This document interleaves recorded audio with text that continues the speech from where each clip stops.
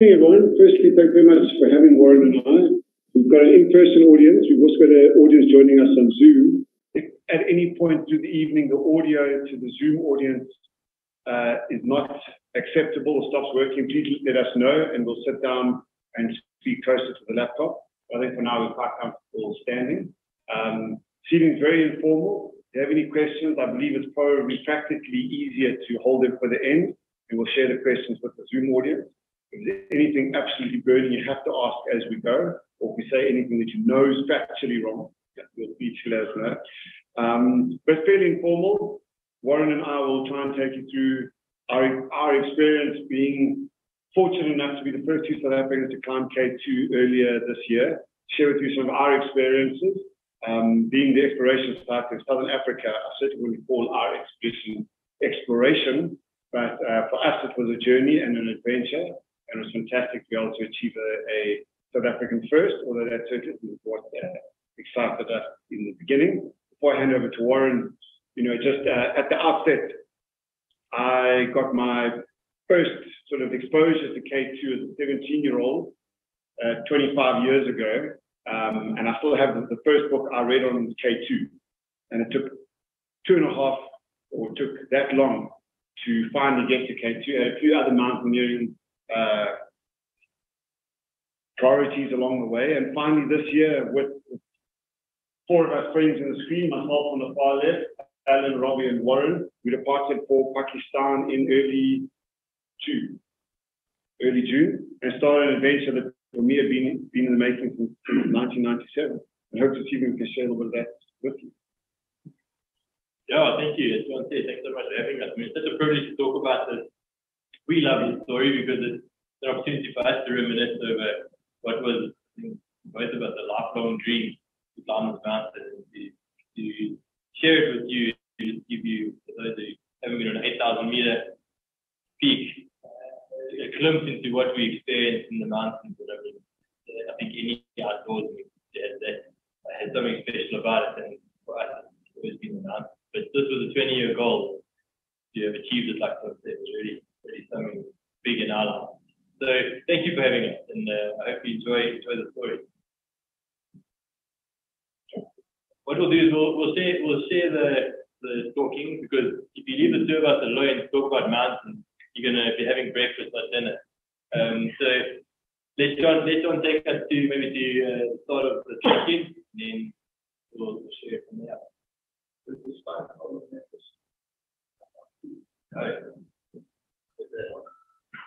Stand that side, and you won't be able to see. There is a more pressing issue. There we go. All right, forwards, backwards, forward. As with all mountaineering, or quite a lot of exploration, other adventures as well, we very involves a huge amount of equipment. So we finally left South Africa in early June. We had 4 people hoping to climb K2, planning to attempt the climb, along with 2 people joining us for the trek. And we arrived in Pakistan, Islamabad, very early hours of the morning, with all of our mountains of gear and equipment for the expedition. We waited in the airport for about an hour and a half, waiting for our bags. Didn't arrive. Eventually, after about an hour and 45 minutes of waiting, we had our first experience with local sort of headspace, if we can call it that. So we went to the security guard, and now it's nearly 3 o'clock in the morning. So I said to the guy, we're waiting for our bags, and we're still waiting for 2 bags. So he turned around and said, how long are you waiting? So we were waiting 1 hour 45 to 2 hours. He said, well, just wait longer. Wait to the last minute and have faith. And he said, no. So we went back and we waited about another 45 minutes, and now about 2:30 in the morning, our final bag arrived. And it was the first, or it was certainly the introduction we had into the sort of headspace of the locals, which is really, really new to us and refreshing, and kind of just told us to slow down a little bit and be a little bit more relaxed. We spent a couple of days in the city, and then we flew to Skadu. I think we're in Islamabad for about 3 days, sorting out paperwork, permits, gear, waiting for more gear to arrive, meeting other team members, etc., etc. And with all of that at hand, we eventually then flew into Skadu, which is a magnificent town, not much more than a town, and we settled into this hotel with great views over the town of Skadu, where we spent about another 3 days. Here we go, refreshing. Spent a few more days waiting for our bags to arrive, waiting for our permits to be issued, sorting out comms, last minute details, and of course, being avid runners and trail runners, what more appropriate way to explore Skardu than to go for a run? So we did a couple. We actually ran in town as well in Islamabad, and we did a couple of runs in Skardu, exploring the city, exploring the surrounding mountains. We also had the advantage, obviously, we were staying fit. By the time we started walking, actually the trek in, we had been sort of on the move for nearly a week. So it's still important to stay fit and stay healthy. And then we started about 150k jeep ride to Ascoli or Ascol. The 150k ride took about 8 hours, took us the entire day over some shocking roads. We were held up by landslides, thick mud, vehicles getting stuck, which again, in this part of the world, they just throw manpower at it. So everyone stops, all different teams, different expeditions, whatever's happening, everyone goes and grabs a rope. With a long rope, they stressed out from the Land Cruiser, and the vehicle get yanked out. And we continued for the rest of the day. And so it was about an 8 or 9 hour journey to get to Ascol, which would be the start up sort of our adventure proper. Our two trekkers that joined us sort of came for just the hike to base camp. We'd always remind people that the hike to base camp is 100 km each way. So it's a serious undertaking in terms of a trek. And unlike the Everest journey to Everest base camp, the trekking to K2 is quite arduous, quite severe. There's no tea houses, there's no beds, there's no showers. You sleep in tents, you hike over very, very rugged paths, mountainous paths, and it's far more strenuous than the trek is to base camp. But absolutely spectacular. For those that have possibly been to the Himalayas or been to the Andes or been elsewhere, the mountains are often interspersed by sort of lush rolling hills, flat valleys, forests, flowers, grasslands, etc., etc. The trek into K2 had none of that. So what is your elevation there about? We started the trek, I think, about 3,500 meters. The question was, what was the elevation? So we started the trek, I think, around just under 3,500 meters, and we trekked up to 5,000 meters to base camp. So we arrived in base camp at about 5,100 meters. So what in this particular photo looks like rock and sand, that's all spread out over the glacier. And the trek into base camp would end up taking us 6 days. The challenge was, our trip didn't get off to a very good start. On the afternoon of our first day trek in, I think 4 out of the 6 of us all came down with an unknown stomach bug, which in this part of the world is quite common, and we were absolutely man down. We didn't know whether we needed to rush for the long drop or to throw up or both, in which case which came first. But we spent our first afternoon, the entire night, having to continuously try and juggle that. We were all very, very weak, very exhausted and tired the next day. So we actually postponed our second day's trek. And what was meant to be the second day's trek became our third day's trek, and we halved the journey into 2 shorter days because basically we all felt too weak, too tired to undergo another sort of 8 or 9 hour day. So our trek into base camp, or our climb of K2, certainly didn't get off to a good start, with everyone being man down and sick right from the get-go. But the scenery was spectacular. Tango Towers, G1, G2, obviously ultimately also being able to see K2. Absolutely spectacular. As we went higher and higher, obviously slightly cold, a little bit more snow, very, very remote and far harsher than I think any other mountain terrain I've ever been in. And we've been fortunate enough to climb mountains all over the world. This part of the world in terms of mountaineering is as rugged and jagged as it gets. We had 4 South African climbers, as I mentioned earlier, 2 trekkers, and part of our team was 2 other climbers, a Japanese and a Vietnamese. So we're 6 climbers and 2 trekkers. Our first set of loads going to base camp to support us for the 2 months was 8 tons, which is broken down into roughly 300 parcels of 25 kgs each. And those parcels were either split onto animals carrying 50 kilos or a person carrying 1 parcel. So we had 300 odd loads to get to base camp: food, equipment, fuel, those kinds of things, tents, ropes, all that sort of stuff. And that was the animals coming back from camp as we went higher. We had some spectacular camps, some spectacular locations.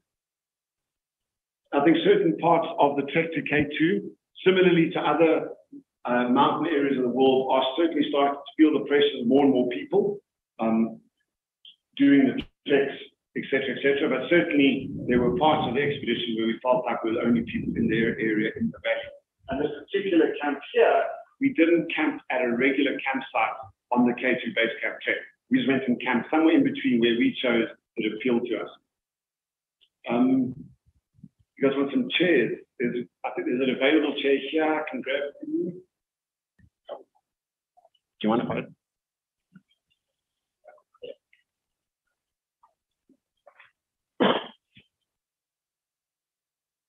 And it's absolutely breathtaking scenery as we moved up to Concordia. For anyone that's familiar with this part of the world, Concordia is the place where, with a little bit of luck, in good weather, you should get your first sighting of K2. Having read about 25 books on K2, all the YouTube videos I could find, all the documentaries, it certainly wasn't new to me. But still seeing K2 in the background over here for the first time in the flesh was daunting. The four of us who were hoping to climb K2, at this stage we were at just under 5,000 meters. So K2 was nearly 4,000 meters higher than we were, and K2 base camp was about 11 or 12K trek away. So to know that you're relatively close to the mountain, but still at 4,000 meters altitude, was certainly a moment for reflection and wondering about our life choices and our ambitions. But coupled with that was a great degree of excitement, a little bit of anxiety, a little bit of fear, if we're honest, and certainly wondering what the next 6 weeks hold for us. We spent some time at Concordia, soaked in the views of K2. As you can see, we were there on a very, very clear day. And we had some lousy weather for the first 2 days of our trek, but then we had a very, very good weather window, probably about 2 weeks for the last 2 days of our trek and our first week to 10 days in arriving at base camp. We had really, really good, clear weather, which was fantastic. That did change in time. We continued our trek to base camp, which is about 11 or 12K. And this is our first view of base camp. You can see the tent of base camp over there. And our route to advanced base camp will take us along that glacier there, just off-site the screen before we start to actually climb the mountain. Keep clicking the wrong way. Warren, maybe you want to take over a little bit. No? So one of the greatest privileges we have is that the four of us have been climbing together for 20 years. We've been climbing together for 20 years. It's quite unique. So share these journeys together is really special. And most people we meet are individual climbers that come from different parts of the world, which I mentioned. So we've always been very lucky, the four of us, that somehow, through all the challenges of putting an expedition together, been able to do it time and time again to all 7 continents of the world. We've climbed in the Himalayas a number of times, in various mountain ranges, and really be just so lucky to be climbed all the places we have, and then of course the ultimate dream of K2. So to share this whole journey together was fantastic. We're now at base camp, which is 5,000 meters. So we've been doing the acclimatization process at this point, but now it's becoming quite important to take the time to acclimatize properly. We're sitting at base camp, as John mentioned, still 3.5 kilometers below the summit. So there's not a day that I got out of my tent that I didn't get out and look up at the summit. Every single time we had an opportunity to look up at the summit above us. This picture here is the Art Gilkey Memorial. So K2, I don't think I need to explain what K2 is to a group, to you as a group, but certainly one of the most dangerous climbs in the world. And when we left, the stats were 1 in 4. So for every 4 summits, somebody died. So between the 4 of us, it's quite interesting conversation. But this is the Art Gilkey Memorial. So it's actually probably in Mountaineer terms the most famous stone memorial at any camp. And most of the base camps means they've got the little memorial site or fallen climbers. Most of it is for people that have fallen on K2, but a couple other surrounding mountains as well. But 1 in 4 means there would have been 91 people that passed away for the 370 or the summit of the day. So a very sobering day. So while acclimatizing your base camp at 5,000 meters, you can see the weather was so good. We took a day to walk up there, and so again, so many names that we've read in all those books over the years. And this is what the part of the memorial looks like. So the first guy that they told me was RTLD, that is the there. And all the K2 books that you read, the name, most of them have got a tragedy in them. I don't think there's ever been a year on K2 that hasn't had a tragedy. So they're sobering to stand there and read the reality of what we're about to do. There's Allan, you can't see his tequila hips, but he's got a tequila hips, but just showing us where we're going. So one of the great things about these mountaineering trips, we always bump into these multicultural environments where you're meeting people from all over the world, be it the country you're arriving in, which is normally third world and very often and very foreign, as well as the people that you're climbing with. And the Japanese, one of our Japanese climbers, or the Japanese climber on our trip, invited us to tea with him. His little gift to us at base camp when we were a climber climbing the family. So the next process, base camp was great. We were fortunate enough to have friends that came up with us, spent some time. Our partner came with us, well, that was the most fortunate. But from there, the mountain gets quite serious. And although the base camp trek, as John said, is 100 kilometers over glacial moraine, probably a lot more rugged than any of us expected. An extreme hike in its own. The real climbing actually started now. So let's quickly just have a look at what's up next. We're gonna do climatization rotation of camp. So camp 1 and home in a day, first goal, just to let our bodies adapt at 6,000 meters and back. Then we're going to go to camp 1 and sleep, camp 2, and eventually go higher up the mountain. Of course, it's all working inside and thinking around the weather and the weather's aligned. And what makes K2 so dangerous, one of the things is the weather. If you're caught high up on that mountain, you've got pretty much no chance. There's no escape route. There's no, from the day you leave base camp, you're pretty much without any opportunity of range. The mountain's too steep, the terrain is just impossible, too high for helicopters. Anyone around you is already on the limit. They're not able to help and move you around. So the day you leave base camp, you're prepared, ready, and focused. But of course, part of that preparedness is doing a proper climatization.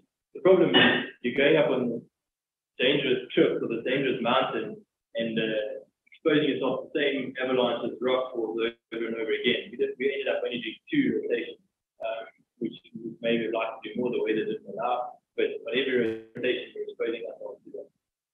So this is our first trip up to advanced base camp. We didn't stay at advanced base camp. We bypassed and we went straight to camp 1 for our first acclimatization. So we just carried on up to the glacier.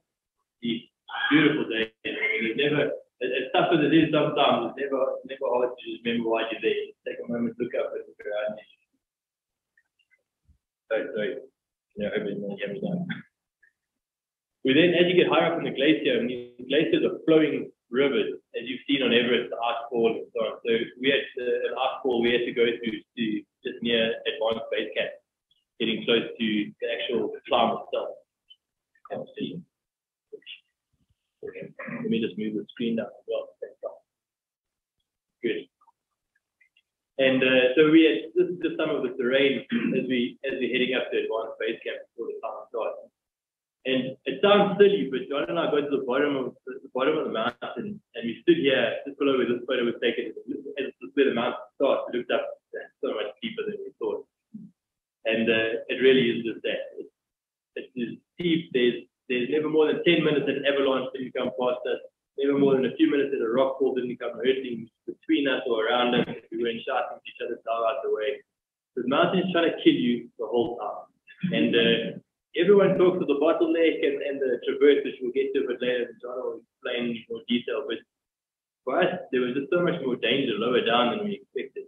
And it was literally from the bottom to the top. There's zero room for error, and half of it is playing Russian roulette.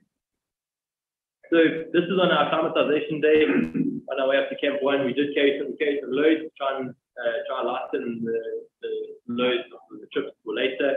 Carried down our sleeping bag.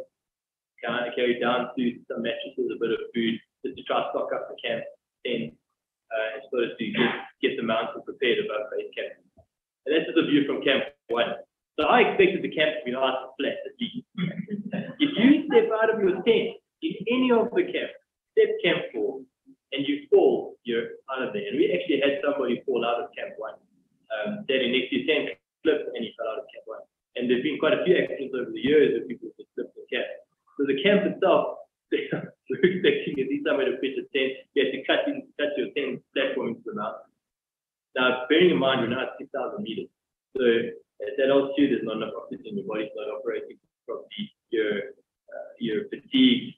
To try and cut the tent platform isn't the easiest thing into the ice, to the point that we actually only cut half the tent platform. And I'll admit that one night I woke up screaming John, but the tent was only about this much sleep on, and I knew that the hanging part of the tent was the 2,000 meter drop. We actually tethered our tent. We took a climbing rope and tethered our tent to the mountain at an ice stage. It was just waiting to fall off the side of the mountain. We came back from our summit rotation, and this is what base camp looked like. So our Pakistan suppliers, or the guys who are looking after our base camp for us, fantastic team of guys that we use. They only go as far as base camp, and they do all the logistics up to that point. But they made, as Pakistani do, they made base camp look bling.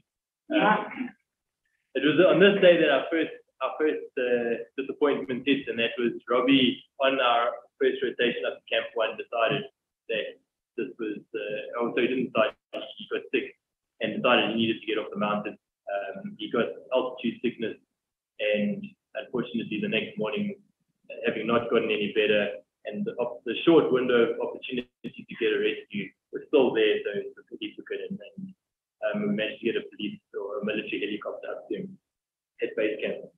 And that's him getting in the helicopter at base camp. So really disappointing. The four of us have summited so many mountains together, but Robby's still here to tell the tale. So the right decision in the day. The weather held, so we quite quickly, with the weather coming in, decided to do a second rotation. I'm not convinced we'd recovered quite enough before that, but decided to head up. And we slept, the idea was to sleep in Camp 1 and then move up to Camp 2. Again, going back to that avalanche risk, back to that rock fall, and it was consistent. I think to the point that we just basically got numb, stopped worrying about it, what it was. This is another photo of Camp 1 on our second rotation. Then from Camp 1 to Camp 2 was another surprise. Now, us South Africans, we don't know much about snow. We're quite lucky to get a lot of rock climbing in. But rock climbing with crampons is something that's just and really, really tough terrain from Camp 1 to Camp 2. And again, get out of your tent to Camp 1 and Camp 2 is there, straight away, with really, probably 50-50 mixed rock and ice. On this day, we also got to climb the first famous hurdle of K2, which is called House of Chimney, named after the first guy to have climbed it. And something I suppose we looked forward to, but also anxious about, because you read about it in every book about K2. At the beginning, it's actually slightly overhanging and it goes vertical for the rest of the way. We're now 6,700, 6,500, 700 meters. Again, carrying heavy loads. So climbing a vertical bit of rock and ice, it's quite a daunting task. But I hope you're going to be able to hear this is a video, and the audio is a bit loud, so I hope it stops. So, just arrived at House Chimney. It's the last obstacle between us and Camp 2. There's John going up. How's it? At this point it's exactly vertical, and there you can see my legs. See the guys coming up behind me. So yeah, I'll climb this thing and then we're home free. Show you a picture from it. I'll show you a picture from the top. The audio gets cut off. There's just some photos looking up, and then John took a photo of me below him looking down to the House of Chimney. And actually quite an enjoyable bit of climbing, because it was fairly safe. We're in this little gully, and just nice to have one of the famous obstacles under our belt, and then that's looking at the top. And you look very carefully, there's base camp. Concordia all the way back there. So we walked up the valley at the back, around, and then up to base camp. Directly behind me is Broad Peak. So you can see we're starting to get nice and high. We're higher than most of the mountains around us already. And like I said, it's never hard to remember why you're there. Take a moment to look around and just reflect on the privilege of being able to do what we do. And just some views from reaching Camp 2. So as we get out of the top of house chimney, there's an obstacle, we immediately to Camp 2. And with that, the weather changed. So we spent 2 days in Camp 2, 2 nights in Camp 2, 2 fairly rough nights. We each had a bit of a vomit and felt sorry for ourselves, let our bodies adapt, tried to let our bodies adapt. Spent 2 nights up, and then the weather started to turn quite severely and quite quickly, so we bailed back down to base camp to sit it out. And while we were at base camp, we did our puja ceremony. So we had some Sherpa join us from Nepal, also climbing the mountain most for the first time. And they're very religious Buddhists. They have a puja ceremony where we bless equipment, and quite an enjoyable day, time to reflect on why we're there and what we're about to embark on. And having just seen as many avalanches as we've seen, I was very religious. But then we just sat in, I think we stayed in base camp for like 2 weeks. No more than and waited for the weather to pass. I think let me let John take you out of base camp and up until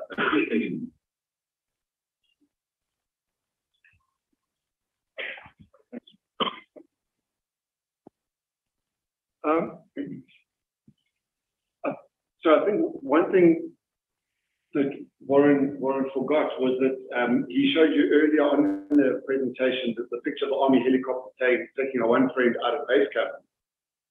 But on that same, the next rotation to Camp 1, our other teammate, Allan, arrived in Camp 1, and he said to Warren and I that evening, he said, guys, I'm done. We said to him, what do you mean? It's been a tough day, a hard day. He said, no, I'm done. I'm going down tomorrow. Normally, you say, sleep on it. We'll try to change your mind in the morning. We'll talk you out of it tomorrow morning. And later that night, the guys are going down in the morning. Yeah, whatever. Next morning, he says, guys, I'm out of here. He said, what do you mean? Surely not. He said, He said, these rock falls, these avalanches, he said, this mountain is far too big for me at the moment, and I'm out. I'm going down. And we were very surprised. We were shocked. We said, okay, well, you go down. We're going to go up to Camp 2 for a couple of nights, and we'll see you back in base camp, and we'll try to twist your arm then, because surely we're going to get it right.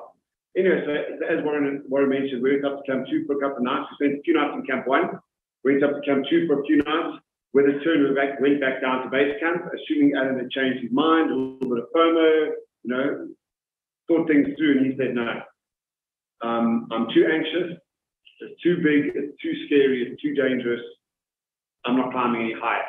He said, but I'm not going to go home. I'm going to stay here. I'm going to wait with you guys.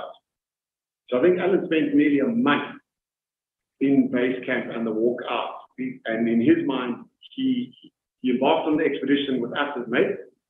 He wasn't unwell. He wasn't sick. He wasn't injured. And he was going to see the expedition through, it was unfortunate for us to have gotten literally to Camp 1 and have lost half of our team. But we were very, very happy that Allan chose to stick around. We're very, very grateful for him. Warren's company is great, but it runs very thin after 2 days. And after 2 weeks, it was ropey at best. When we came back, our wife said to us, what did you guys do? He said, no, we spoke shit for 2 months. I said, no, what do you mean? He said, no, we spoke a lot of shit. So it was great having someone else in camp to talk nonsense to. Nonetheless, as Warren said, our plans were to do at least 3 rotations. When we came down from Camp 2 and came down from the mountain, the second time we arrived in base camp, we planned to spend 4 or 5 days in base camp to recuperate, to recover, to eat, to rest, and all the rest, and then do a 3rd rotation to Camp 1, Camp 2, and hopefully Camp 3 to take loads up to establish Camp 3, and also for us to get used to altitude and to acclimatize. And so we had our 4 days rest, 5 days rest, I told you exactly, and we spent a lot of time in base camp. We ate, we rehydrated, we sorted our equipment, we spoke nonsense, and then the morning came to leave base camp for this rotation, and we woke up, I think, 4 o'clock in the morning, planning for like a 5 o'clock departure, and the wind had changed where it come from, changed direction by about 180 degrees. And Warren knows a lot more about weather than I do. We just had a bad feeling about this. Things had changed, things felt different. So we postponed our departure by a couple of hours. We had breakfast, we had coffee, we chilled, A couple of hours later, we still weren't feeling it. We said, listen, all the forecasts say it's good weather, but something's not right here. And we decided to call off our rotation. But we knew that all the stats on K2 indicated that when you start the summit after the very first few days of August, the risk of dying was exponentially higher and the risk of succeeding was considerably lower. So we knew that we had about a 10-day to 14-day window where we could climb. And we knew that the longer we waited for our rotation, the smaller that window became and the higher the chance of something going wrong became. But we waited a couple of days hoping good weather would come, and good weather didn't come. And we had a prolonged period of bad weather, which means we couldn't do our third rotation, which means we then realized that if we did do a third rotation, we'd be arriving back in base camp late. We'd spend a few days recovering, recuperating, and then we'd be going for the summit into August, which we knew was a bad idea. But we continued to wait. We continued to wait out the bad weather, hoping for good weather, which never really came. And eventually we realized that our third rotation was out the window and we were going to have to go up the mountain for one last time and hopefully get to the summit. We had Sherpa with us who were assisting, who were absolutely amazing. But we did as much as we could to help them. They did as much as they could to help us. And we realized that a third rotation just wasn't going to happen, which means we wouldn't be as climatized as we wanted and we'd be carrying heavier backpacks than we wanted. We hadn't had the opportunity to establish a Camp 3. But eventually, after waiting base camp for 2 weeks, after sort of not really leaving an area much larger than this room, basically between our sleeping tent, our toilet, and the med tent, that's kind of as big as our world was for 2 weeks. The time came for us to leave on our summit attempt. I think we left base camp around about the 17th or 18th of July. This was Warren wearing the blue backpack, I'm wearing the black and yellow backpack. Stopped at the Kojetin, taking a moment to reflect on what the next few days would hold. I guess, speaking to myself, reminding myself of the priorities. Warren had mentioned earlier on the expedition, we'd been to the Guilty Memorial, where we'd actually promised each other that we weren't going to return to that memorial to place another plot for one another, and we weren't going to make that phone call to a spouse or to a girlfriend. So it just took a few moments at the Kojetin. The gentleman on the left was in an orange jacket and a white backpack was from Vietnam, Kai, and just behind him is our friend from Japan. And the four of us left camp probably around 6 o'clock in the morning for what would ultimately be our final rotation. All right, how heavy is your backpack? We did away our backpacks on the way out, but it's a bit of a, so the question was how heavy were our backpacks? This goes back to a previous trip to Amadablam many years ago with Allan, who was on K2 with us. And we came back from Amadablam summit, Allan bragging he had the heaviest backpack. So we arrived in base camp at Amadablam and we weighed the backpack and turned out he had the lightest backpack. So it's been a bit of an in-house joke since then. So we didn't weigh our backpacks on the way out, but we weighed them on the way back down. And they were 32 and 34 kilos coming down after we'd burned off our food and our fuel. The backpacks were unpleasant. I came home with scars on my shoulders, on my hips. But for those that hike, you kind of know what it's about. But over this terrain, the backpacks were unpleasant. Leave it at that. So we arrived again in Camp 1. What was also really unsettling is that through the expedition, we had been very concerned, obviously, for our own safety. But it felt like every few days there was bad news. Someone had been injured, someone had died, someone had fallen. On our second rotation up to Camp 1, we were climbing up the snowfield. We saw something come cascading past us. We looked at it and thought, that looks like the boot. That's when they were like, that is a boot. And someone in Camp 1 had dropped the boot. Sorry, Camp 2 had dropped the boot. It was reminded that their boot fell from Camp 2 all the way to Advanced Base Camp. In the end, someone coming up picked it up and dragged it up the mountain. Someone had fallen off Broad Peak. I didn't see the photos. Allan saw the photos. But what Allan told me, falling 3,000 meters doesn't make for good photos. And we had a Sherpa, fortunately on our team, that a Sherpa got hit by a rock fall around Camp 2. We had someone call out Camp 1 when we were there. So it was this continuous reminder to play it safe, to watch every step, to continuously look after each other. We arrived in Camp 1. I had a bit more of a sense of humor than the first time, but Warren didn't mention, the first time we went to Camp 2, I was so grumpy. It had been such a hard day. I arrived in Camp 1, Warren greeted me. I literally ignored him. I don't think I even acknowledged him for about 15 minutes or half an hour before I actually said hi. That was probably my toughest day. I think Warren's toughest day was probably Camp 2 to 3, going up to Camp 2. But nonetheless, we retraced our steps up to Camp 1, continued climbing up towards Camp 2. We spoke about, Warren spoke about Houses Chimney earlier, but what we didn't fully factor in, so there's again a view back down to camp over there. What we hadn't factored in was how sustained the climbing would even be above Camp 2. Warren mentioned climbing up to Camp 2 had been sustained the entire way. Climbing beyond Camp 2 didn't really change at all. Mixed snow and ice as you continued up Houses Chimney, which we knew from earlier. But the Black Pyramid between Camp 2 and Camp 3 was probably the hardest day that we had on K2, apart from our summit day. And it's called that for a reason. Very, very black rock, very, very dark, quite technical, very steep, very exposed. Probably the coldest day of the expedition we had, apart from our day summit. Extremely cold, extremely windy. Winds, hard to know exactly, but probably between 60 and 80 km an hour. Temperatures excluding wind chill were probably in the -20s. So with wind chill, we were sort of hovering in the late -30s. Really, really an unpleasant day up to Camp 3. But things did improve. We spent an awful night in Camp 3. Warren and I had gone sort of contrary to most people's advice. We climbed from Camp 2 to Camp 3 in normal climbing gear, not down suit. You can see I'm there in the foreground wearing a down suit. And that was an absolutely freezing cold day. It was quite scary. So the move from Camp 3 to Camp 4, Camp 3 to 4, we decided that we were going to take that chance again. We went in down suits. And it was a bloody hot day. So we need to die in our down suits. But that's the mountain for you, I guess.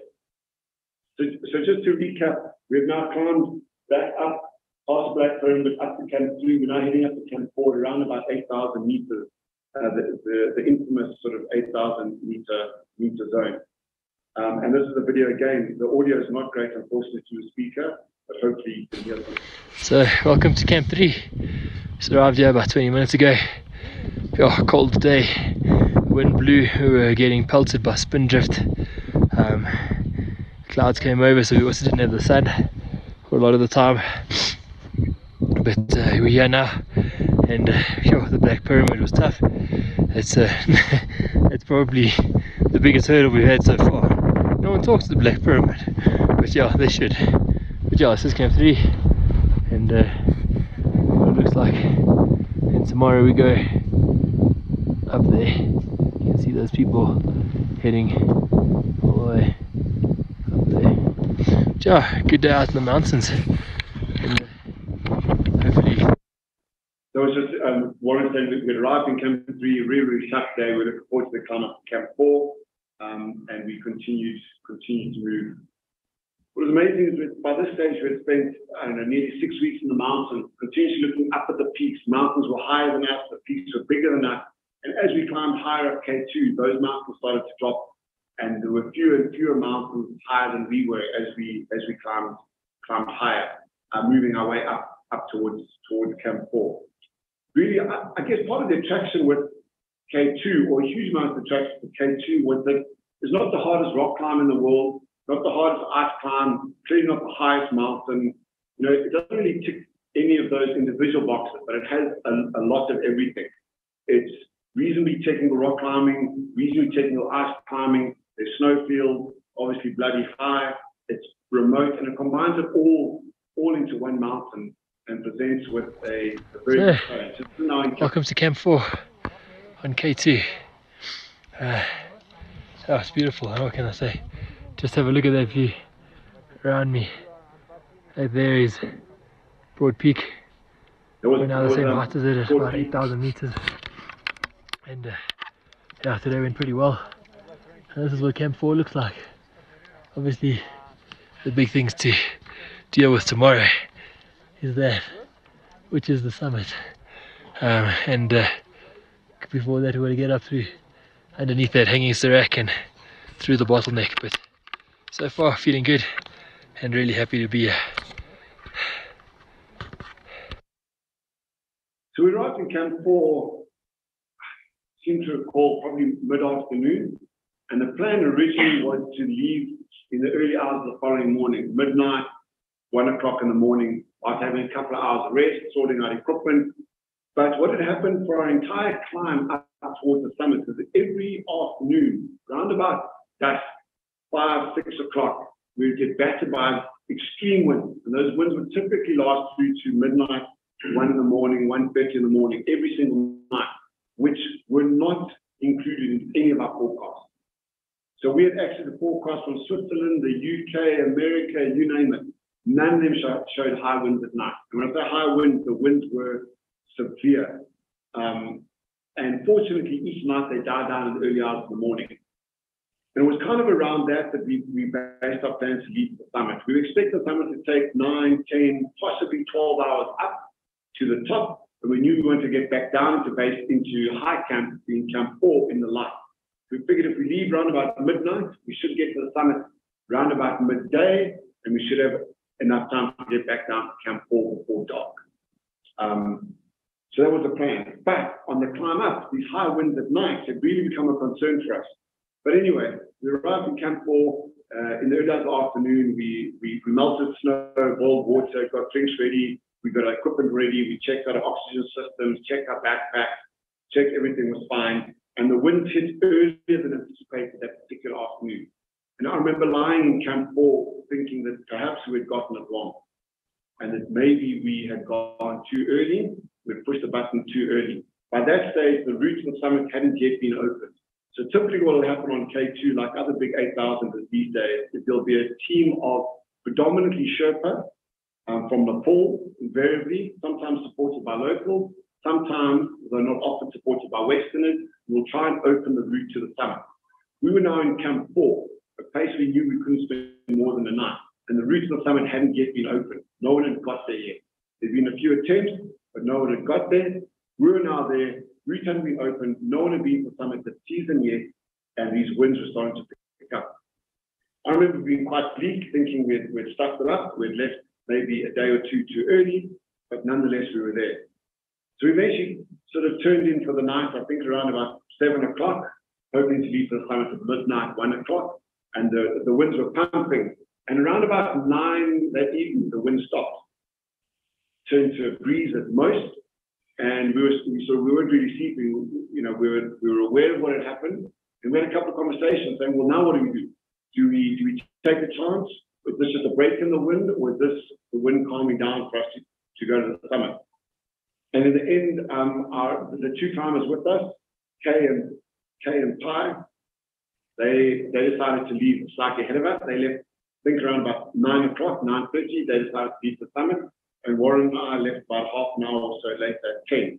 We decided to take the gamble, take the low wind, and hopefully we could get to the summit. We knew at that stage that there were a number of Sherpa climbing ahead of us, hoping to break trails to the summit that night. So we had spent the afternoon having a look at the route. Our route would basically take us up this fairly mundane snow ramp over here, under this hanging serac. We'll discuss that more shortly. This section here is known as the bottleneck, and a huge amount of people have passed away on K2 have done so on this little piece of the climb. Invariably, what happens is you're entirely dependent on anything falling off that serac. If anything falls off that portion of the serac, it falls directly down the climbing route and basically takes you out. So we knew that the only way we could try and be safe on our summit attempt was to move quickly. We'd had multiple strategies for low down the mountain, but a huge amount of it boiled down to moving quickly. I remember Warren and I chatting about it, saying tonight is the night we go hard and we go fast. And that was the plan. And to put it into perspective, that rock over there is that rock there, and those are climbers. That's some sense of scale as to how big that cliff is and how big this summit route is over there. Up under the Serac, the traverse, around the Serac into the snow ramp or snow gully, up there and ultimately onto the summit ridge. We're now just under 8,000 meters and planning to leave for the summit, knowing that if anything killed us on K2, chances are it would be that. And the only way we could avoid it was to try and move quickly. All right. I'm coming to join you. Let's first sit up for the summit. He looks sexy in the mask. That's John. My sexy voice. Yeah, you can't hear him. It's much better with him. So we were now in our tent. We checked everything, and as mentioned, we left early. I didn't take any photos on the way to the summit. Warren, fortunately, did. He took this photo of me in Camp 4. Could be anyone. Cool. So, I mean, this is the moment, eh? If ever there was a moment to pull it off, this was our shot. Everyone knows about the death zone. We're above 8,000 meters. John mentioned we got one shot a year. We're here on borrowed time. Above 8,000 meters, oxygen or not oxygen, you're slowly dying. There's just not enough air to sustain life. So this is just, you don't get to go out for 2 hours, come back and say, I'll try again tomorrow. And so it's quite an exciting moment, I suppose. But we felt ready. We got out of the tent. I think we both looked, we were ready. I think we were ready for it, and as ready as we could ever be. And I remember getting out of that tent thinking, it's going to happen unless something important. Of course, but that's the game we're playing. And we've played it up to this point. Hopefully, it's going to turn out well. I remember getting then closer to the bottom of the bottleneck. So the photos are blurred. In my defense, it was the middle of the night, 8,000 meters. But I remember getting to the bottom of the bottleneck and looking up, and the head torches were above us. There were a couple, as John said, playing high left ahead of us. They felt like they were literally above us. I had a backpack on and down too, so I was probably looking at that. But it was so much more extreme, so much deeper than we thought.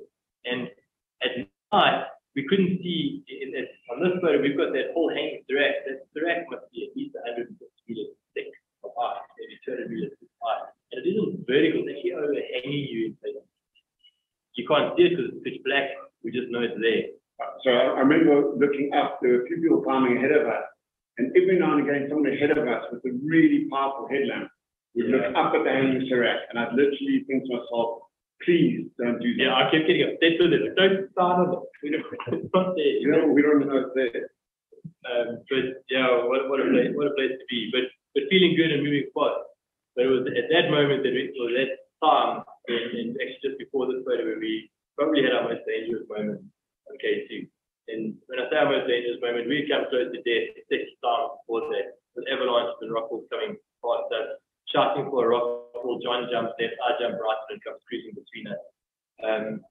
We had so many of those moments up to this point, but this year was our most dangerous moment, where we actually got onto a section outside of the traverse. You get up underneath that Serac, you traverse. The traverse is the famous section underneath the Serac, and then we climb up, start climbing up the snow ramp. As we started climbing up the snow ramp, John just slightly ahead of me, and a slower climber. John managed to pass that climber. I was still behind him, and John got to just short of the anchor, with someone at the anchor, and the anchor got on top.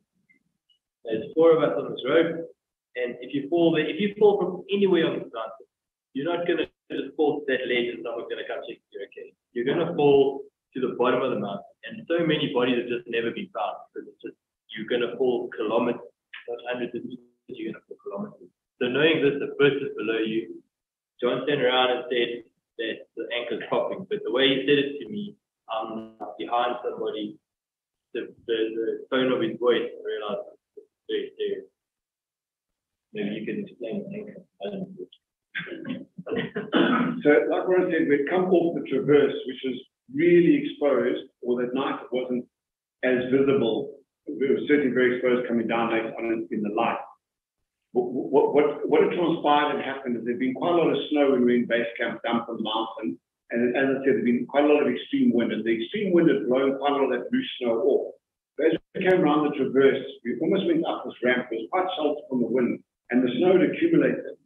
And when we started climbing up this section, I remember thinking to myself, I actually don't know how the Sherpa, who were now a few hours ahead of us, managed to climb this route in this sugar snow, because nothing I did, I couldn't get purchased. My crampons were slipping, my ice axe was slipping, I couldn't get to anything. Yeah, it was sort of chest deep and nothing gripped. I remember thinking, I don't know how they set these ropes, and the ropes cannot be good ropes. But I could feel there was tension on the rope, because people below us who were unable to climb were basically jumouring up the rope. Sure enough, I came around the corner in this sugar snow, and I looked up at the anchor, and there was a Pakistani guy climbing ahead of me who was really, really battling. And while I was looking at this, the anchor, there were two anchors. And while I was looking at this, very concerned about it, one anchor came out, actually saw the anchor come out of the mountain. And like I said, there was weight on the rope. There was 5 or 6 climbers on the rope, waiting the rope. And I knew if the second anchor popped, all of us would fall to our death. And while this was going on, the second anchor started to migrate up the mountain. But there was a Pakistani guy ahead of me. So I remember having the debate in my mind saying, well, if I unclip from the rope and the anchor blows, everyone, including Warren, will be gone. But I might survive if I'm not on the rope. So it was a consideration. But then I realized the chances are the guy ahead of me would fall onto me and I'd be gone anyway. So I had to sort of try and come up with a plan. So I was screaming at Warren saying, the anchor's going to blow, we've got to get the weight off the anchor. I had an oxygen mask on, ski goggles, a hood, the wind was blowing. The lady below me, I believe, was Spanish. She didn't understand me very well. She also had an oxygen mask, a down jacket. Fortunately, Warren managed to get the drift and managed to get a little bit of weight off the rope. I managed to get to the anchor and just managed to place the first anchor again. I dug down probably 60, 70, 80 centimeters in the snow to place the first anchor to sort of secure the rope just enough for a few minutes to be able to work on the second anchor. But for those, I'm not sure, 2 minutes, 5 minutes, 8 minutes, I was convinced we were all going to fall to Camp 4 that night. And I kind of come to terms with it. This is how it ends. We read the stories, we knew it was a risk, and this was us done that night. And I remember looking down towards Camp 4, literally below my legs, and seeing the light in the tent, and these sort of orange and yellow igloos of Camp 4. I remember kind of accepting that that's how it would end. But fortunately, it didn't, and managed to sort of secure the anchors, not by any particular skill, I think just out of desperation. And still, when we came down later in the day, a couple of hours later, when we got back to that point, I sort of got goosebumps and heebie-jeebies because I realized that that's where I thought our K2 trip would end, which fortunately it didn't. And sort of continued climbing. I don't think Warren or anyone was fully up to date with the details. And it's a little while later, I stopped for rest. It was still dark at this stage. There was sort of a bit of a level area. I managed to stop for a rest or wait for Warren to catch up to me. And just before that, I passed the corpse of a gentleman, John Snorri, who passed away on K2 early in the year. He was still lying on the route. And I knew he was there. I was expecting him. So I sort of passed him, had a moment's reflection. He was 2 meters off the route on the ropes, looking very relaxed, very content, sort of very happy. And I knew that his wife and daughter were in base camp. They had come that year. We didn't meet them, but they had come to sort of pay their respect to their dad and to their husband. But Warren was climbing below me, kept seeing reflections in the dark, thinking it was me. And Warren was calling to me. And only as he arrived at John Snorri, he realized it was a corpse. And it wasn't me waiting for him. He thought I'd been after waiting for him. He had the same boots as John. I kept looking up and seeing the same boots in my face, but he was John, I'm coming. And I got there. We met not the John Island. We met a little while later. So then it took a little while to get over that, certainly for me. And we eventually, just after that, got past some of the people that were around us. It wasn't like everyone was secure of people. There's 2 or 3 people around in that terrain, pretty busy. Nonetheless, we got past them, and John and I found ourselves all on our own, high up on the snow ramp. leading up towards the summit. And at about 5 o'clock, after 4 in the morning, the sun started to rise. And what a magnificent moment. We could see the summit, we were through the bottleneck, we were through the traverse, we were on the snow ramp, we were out of avalanche danger, and it was at this moment where we knew the summit was now achievable. For the first time, I think we were out of the worst of the danger. We knew it was coming, and it was just a slog to the summit. We're now at 8,600 meters, we're 200 meters below Everest. It's way up there. There's not a lot of energy in the legs, but we had a really good last few hours to the summit. Still coming. The photo back. They don't know saying the summit. Some of our mates coming up behind us, Japanese and Vietnamese guys. Although they left earlier, we ended up passing them. That's just a photo of the sun now behind me. You can see the shadow of K2 stretching out into Pakistan or India or China, far away. And there's another photo of the shadow sunrise behind. And that shadow must extend hundreds of kilometers. And I think to explain this moment, it's taken us 20 years to get here. To stand on the summit of this mountain was really euphoric. Although that being said, also a bit of a relief. So we stood on many summits together, but having been through so much danger coming up, it was probably the most stressful summit we've ever been on. I remember getting there and saying, John, let's get our photos, get done. Because we still had to go right back through that whole corner. We had to go past the thing, let's go back underneath the traverse. Now the sun is baking the traverse. The racks are looser than they were when we came up in the morning. We still got to go through all the avalanche, we still got to go back through all of that rock fall. And with that in the back of our minds, it was a sobering place to be. And since I've worked for us really well, so it's quite nice to see there. I'll describe what I can see. We are back in power. Yeah, they have some back on power. It is like outside.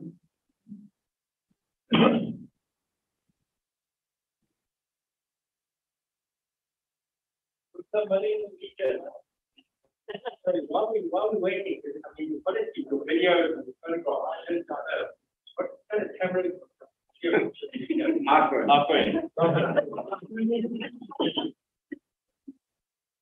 The biggest problem with our iPhones is the battery.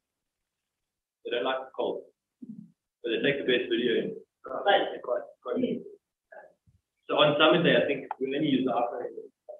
We actually have got a funny story about taking photos. On Ahmed Ablam, back with like 5 generations of iPhone before where we are now. Allan nursed his phone to the sun, but he had a little solar panel and he had 100% battery and his phone was in his pocket. He was keeping it warm. He was nursing it because he was going to take a 360 panoramic from the summit of Ahmed Ablam. It was all he talked about that day. He took his phone out of his pocket and it was a cold day, -35. We had a very, very cold climb, extremely cold climb, maybe dangerous. Got on the summit, it was freezing. He took his phone out and it was from 100% to cold. And he didn't get his phone. No, he didn't. So on the picture, I'm just rebooting the projector, but the picture you saw just before the load shedding was my soon to watch on the summit. The altitude read 8617, so just 6 meters off, which I think for nearly 9,000 meters is pretty impressive. But most importantly, it also shows how far we had climbed, the distance we had covered from the summit. It took us 7 hours, so it was a lot quicker than we anticipated. We anticipated 10 to 12 hours. It took us 7 hours, so Warren and I had done. So it's okay to 5 o'clock in the morning. As you can see there on the lower part of the screen, we had covered 2.16 kilometers. It's taken us 7 hours to do 2 kilometers. Diabolically slowly, but we climbed sort of 700 odd meters, and we had some entertainment on the way. I know we've lost our Zoom audience. We're back online. Fantastic. We've lost our power. Well, we've been here the whole time. Hello Zoom, welcome. Now Zoom's talking to us. this stop share, stop share again.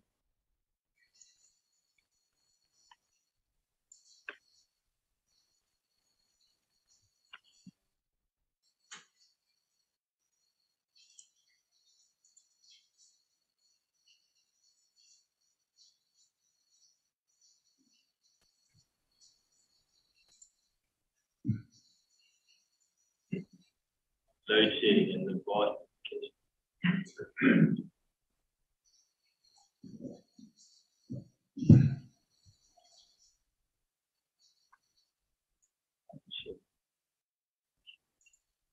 Okay,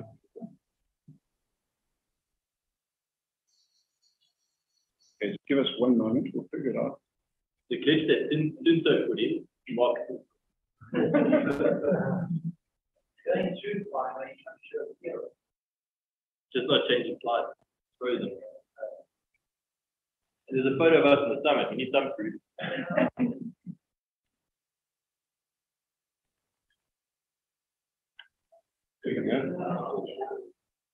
Cool. Well, can you now just change the view?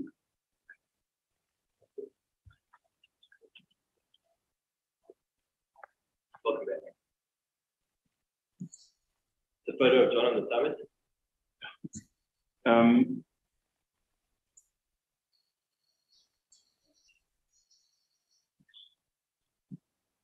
So Warren alluded to it. People often ask, how did it feel on the summit? To be quite honest, I was still really stressed. It was good to be there. It was a relief. We knew it was, we had arrived on the summit. We radioed Allan. Our friend had been in base camp for like a month at that point. We updated Allan, who shared the news back home. I sent a message from my InReach, my device, to say that we would arrive on the summit to mark our point.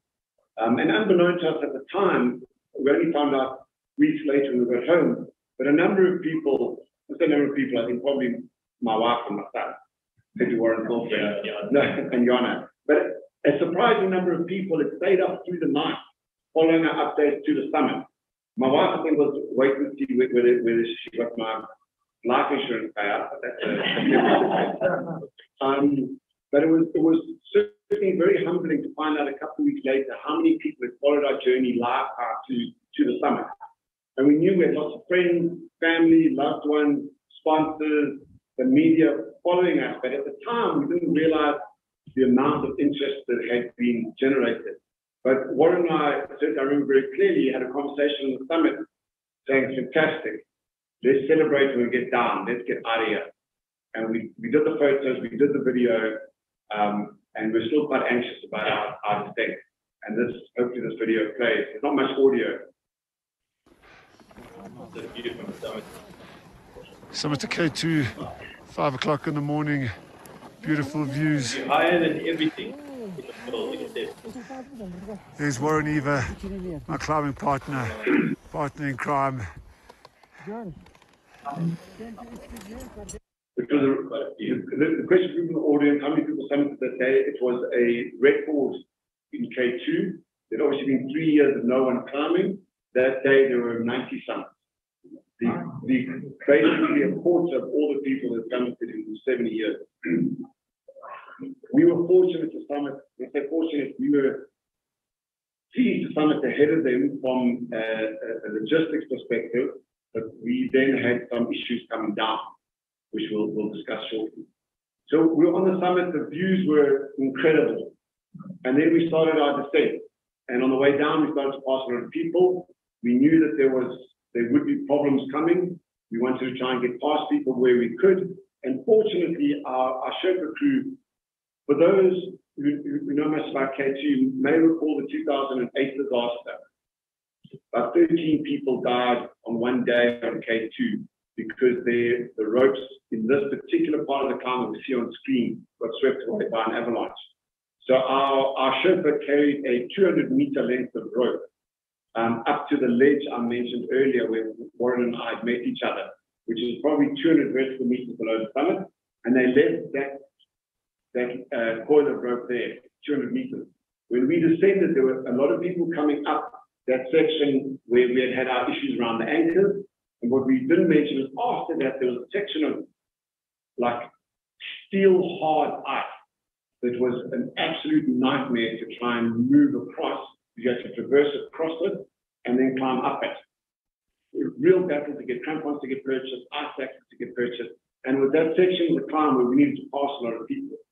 But our ship had taken the extra coil ropes. So they effectively rigged up a 200-meter abseil, which was a massive help where we could abseil back down that section, past the hard ice, past where the anchors, virtually to just above the bottleneck.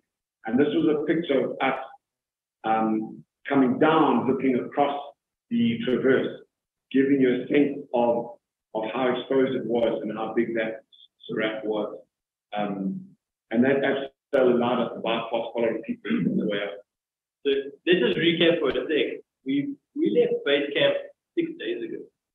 Every day since then, we've had no less than a 12-hour day. Base camp to camp 1 took us about 12 hours. Camp 1 to camp 2, probably another 12 hours. Camp 2 to camp 3, 4. Camp 3 to camp 4, probably our shortest one. Camp 4, you could stand around 10. I don't know if that's using this, but we've had day after day, we've had 5 days of at least 12 hours a day. We're at altitude where our bodies are not really producing energy. We're not able to eat properly. Our appetite diminishes.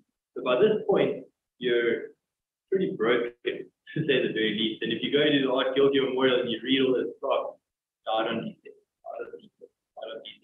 This is by far, and we've always known it, by far the most dangerous part of our team going down. We're dehydrated, we're tired, we've had 5 days on the trot, 12 hours a day, we're standing in the dead zone, and this day ultimately took us 22 hours.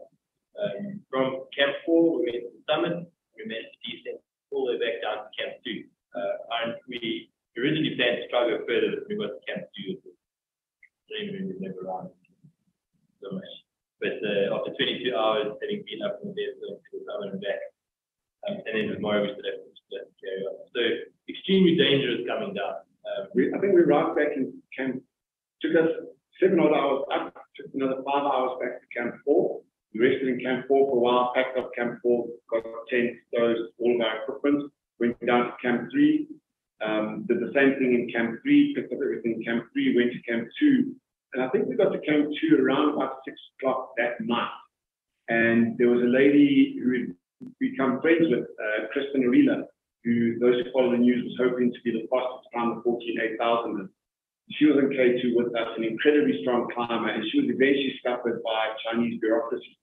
She climbed 12 of the 14 highest peaks in the world faster than Lin Tsai, but couldn't get a permit to get into China a few weeks ago, which basically ended her quest. Anyway, she arrived in Camp 2, and she had decided that she was going to try and get to base camp that night. So it was about 6 o'clock in the evening. We knew base camp was about another 7 hours away, maybe 8 hours away. So we knew we'd get into base camp probably 2, 3 o'clock the following morning. And we decided, I think it was actually me, I was like, no, I'm done. Yes, you would go. I wasn't. And Kristen decided to try and get to base camp. And she was incredibly strong in the climber. So anyway, off she went. And we caught her in base camp the next day. We said, how did it go? She said, no, she's never been so scared in her life. So she got to Camp 1, and she slept in Camp 1. She said, you thought the rock fall in the daylight was bad. She says, try descending with the rock fall at night. You cannot see the rocks coming at you. You can hear them. You can hear them whistling in the air. You can hear them hitting the ground around you. You can't see them coming. She says, she's never been so scared in her life. So she slept in Camp 1. And admittedly, we didn't think about the rocks at night, but fortunately, we made the right decision. We slept the night in Camp 2.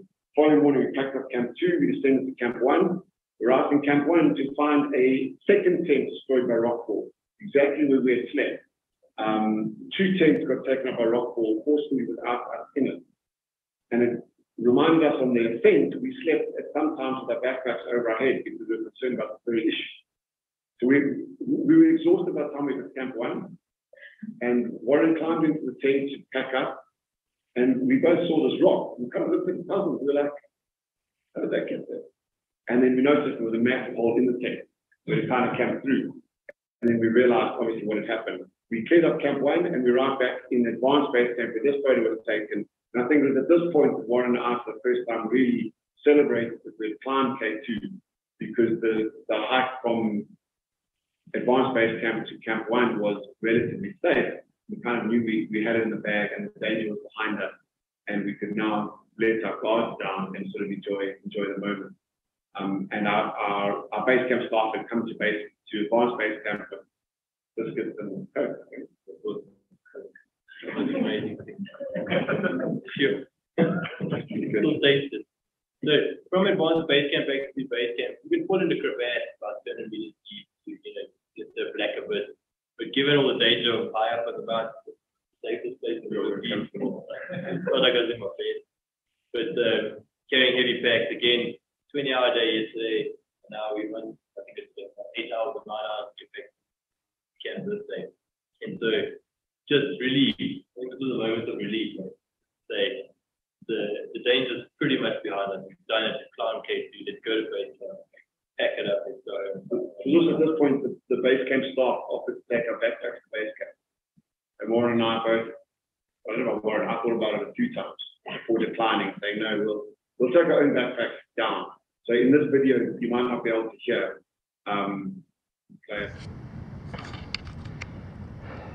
Warren's speaking at John and I walking down from advanced base camp, having just summited K2, and the last hurdle home isn't a dangerous one, but it's tiring. We have to walk through this icefall. Did Warren mention our backpacks are heavy? Hey, we got these packs on our backs. John's idea. Pack more snacks, he said. And base camp is somewhere down the valley there, so you can see it's just a 2 kilometer or maybe more, wide, maybe 3 kilometer wide jumble of ice and snow and water as summer hits and the glacier starts to melt. It looks very different to the first time we came up, but at least this is the last time we're going down. Summit done. See you in base camp. The photo back at that's my tent to the back, the straight one. John, the one that's a little and just, we have mentioned it, but I do need to call out the critical role that our Sherpa supports provided for us in K2. So this was myself on the far right, Warren in the red jacket in the middle, and Allan in the blue jacket second from left, along with our Sherpa. We had limited Sherpa support based on budget, but the Sherpa support we did have were absolutely incredible. None of them had climbed K2 before, but they were highly experienced elsewhere in the Himalaya and were critical to our success and our safety. Base camp, we never really mentioned, but it's all on ice. In the tent, you can see the tent is perched up on a bit of a rock pile because the ice still melted around it. Every couple of days, you're going to repitch the tent. The whole glacier is moving. You'll be lying in the middle of the night and the glacier is crack and there's a loud gunshot. You wake up in the morning, it's a big crack. Because you're part to the base camp. But this is our last time in base camp. We arrived here to pack up. Two months away from home, living in a tent for 40 nights. And Allan, who'd been there for a couple of weeks, he was like, great, you guys are back, we're leaving tomorrow. And we said to him, don't try and play the Pakistani system. There's a system. The system is when you get to base camp, then you call the porters and the mules. It takes 3 days to get to base camp. He's like, no, sorry, 3 days. So they're going to come to base camp to take all your kit, the 100K walk, take your kit out.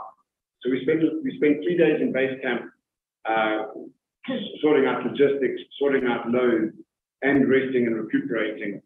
Carry on. And then someone mentioned shortcuts. You've all heard about a shortcut. This is where we made our base. So someone said, well, it's a 100K hike the way you came in, or there's a shortcut, it's a 60K hike. And it's normally 4 or 5 days, but you can probably do it in 2. But guys, there's a hotel at the end of the 60K. Yeah, it's going to be tough. It's going to go for some part. Already talked about the part.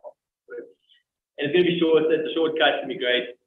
There's a hotel at the end. We haven't had a shower for 40 nights.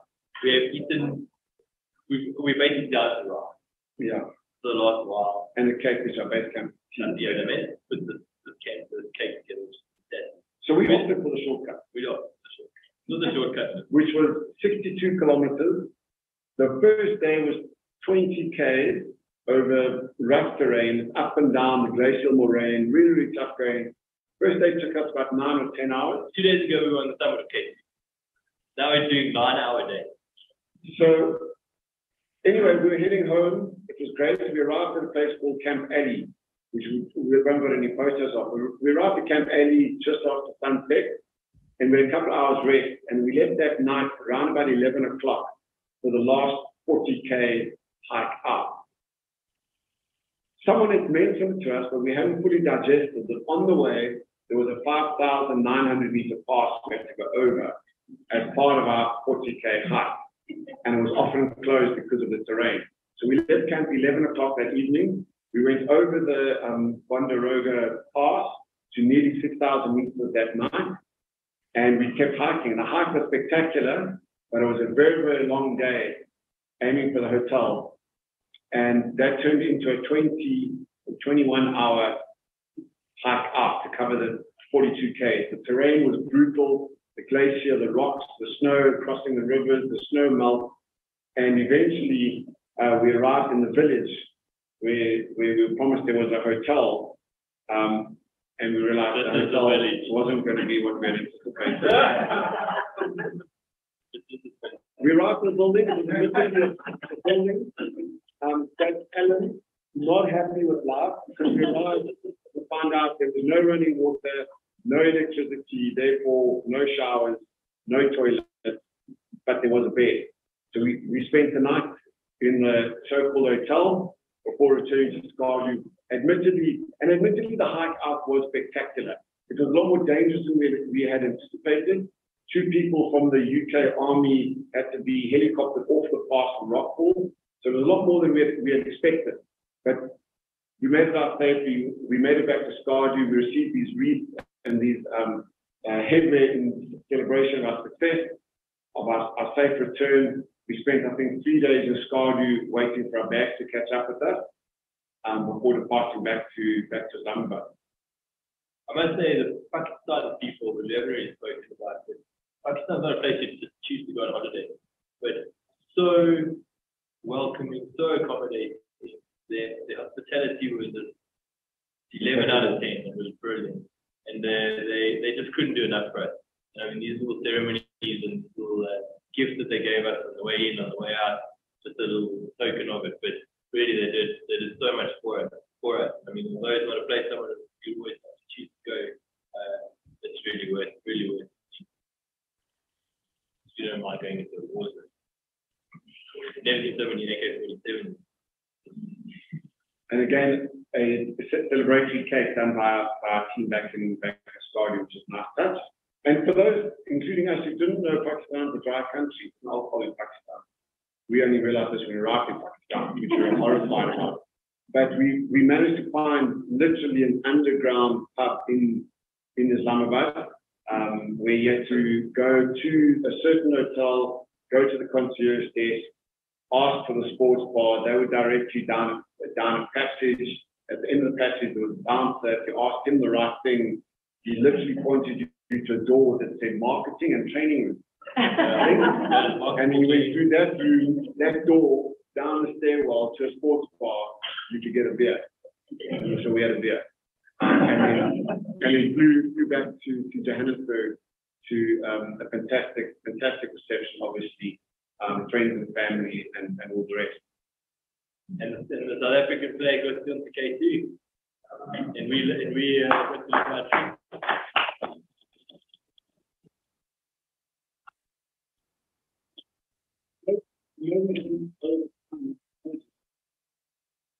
We want many questions. Yeah, I'll just do a couple of questions. I don't have a lot of time, but let's do 4 or 5 questions. Larry, you want to? Yeah, you can just go.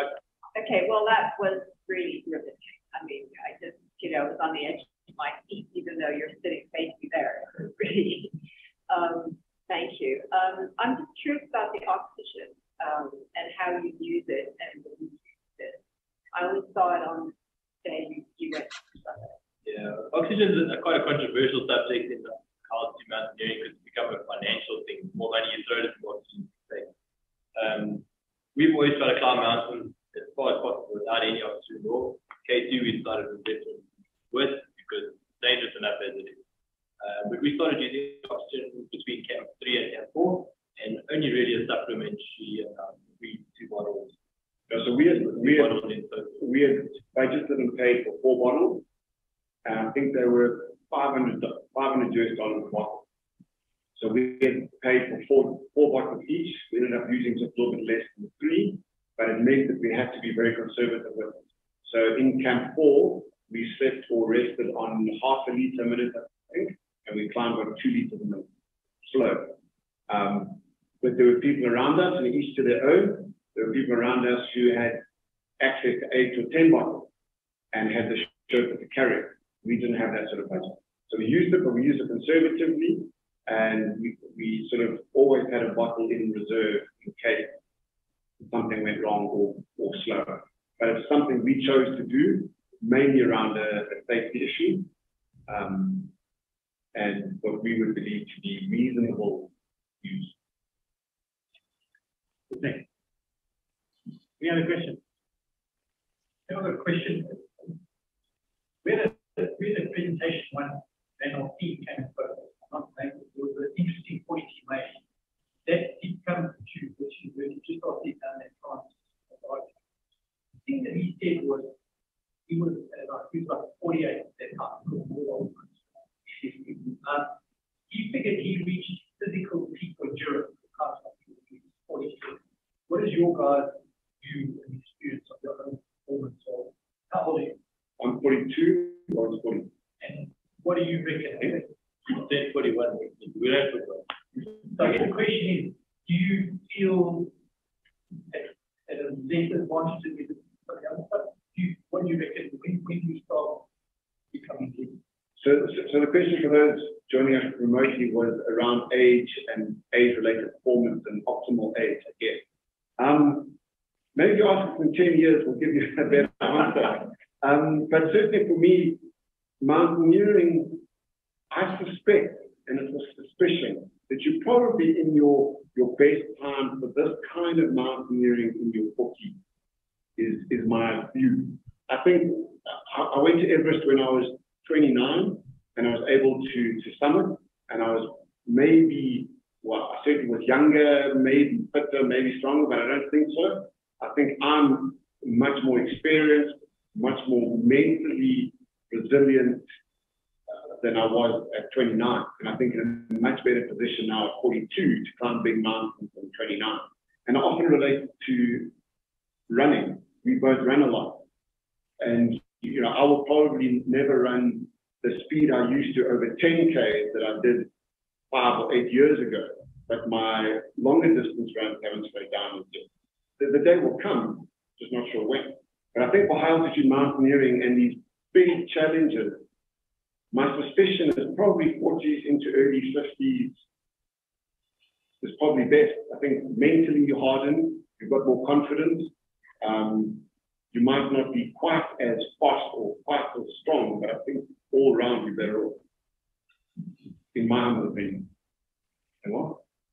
But Oscar continues. Yeah. Let's do one more. Everybody else. The routing frequency, like the only routes. So Casey's got a couple of routes, four routes. I mean, if you had to draw a mountain as a mountaineer, you draw this beautiful pyramid. That's what Casey. One of the big appeals is that it is mountaineering. But with that, very steep on all sides. So I think there's 4 routes that have been opened. 2 easiest routes, so to speak, on the Brucey spur, the ridge that we climb, and the most popular. And this is the Captain Ridge, which joins halfway, comes up a bit of a face, and then joins our route halfway. No one climbed the Captain Ridge. There were some guys who attempted it. Summited this year. I don't know what the summit success is with K2, probably less than 40, maybe less in general sense. But the Captain Ridge probably even less. And there is one or two other routes around the other side that are even less popular. We found one, Everest. So it doesn't have it's a lot of defenses. I think only the most logical route is the one that. Hello, anything from your side? Let's hear the last one. How many fatalities were there? Do you have any idea? 5 or 6 when we were there. So Not as many as previously. someone on our way down, which we hadn't mentioned, on our ascent, so the question was how many people passed away while they were, what the fatalities were. What was quite unsettling is on our way up, we obviously found the mountain past each of the camps, and we climbed from Camp 3 to Camp 4. The very next day we summited and we came back down to Camp 3. And on the way back down, I was just ahead of Warren. I mean, Warren was sort of on my shoulder and we were going down. And I remember seeing someone seated in the rocks. And as we were descending, they weren't moving. And I looked at this quite perplexed. And as we got closer, I said to Warren, are they alive? Warren was like, I don't think so. And as we got closer and closer, there'd be no movement. And they were literally seated, still clipped into the rope, right next to the rope, wearing a backpack, sort of arm on a rock, seated there. And the person wasn't there a day earlier. And they had passed away in the storm the day before, where we said it was so cold. And they just died of exposure and hypothermia on the route right where they sat, which was the second corpse that we had seen within 2 meters. And then on our descent, an Australian and a Canadian gentleman, I think, one fell from around about Camp 3, one fell from around about Camp 4. And there's a rescue attempt, not a rescue attempt, there's a recovery attempt underway to try and remove the one gentleman from advanced base camp. He fell from Camp 3 all the way to advanced base camp. He was seen, he had obviously passed away. Someone marked his location and there was an avalanche immediately afterwards over his body. So there's now a recovery attempt that's been funded by the family to go and try and remove him. There were a number of accidents, but we think there were 5 or 6 fatalities while we were there on K2, and there was another, I think, 2 on Ball Peak, which is literally the other side of base camp. And so this bad news came every couple of days, but we tried to sort of not get too involved. And so we were really chuffed to come back as a unit of 4 friends without any drama. I lost a few fingernails. Right, Lewis, anything from your side?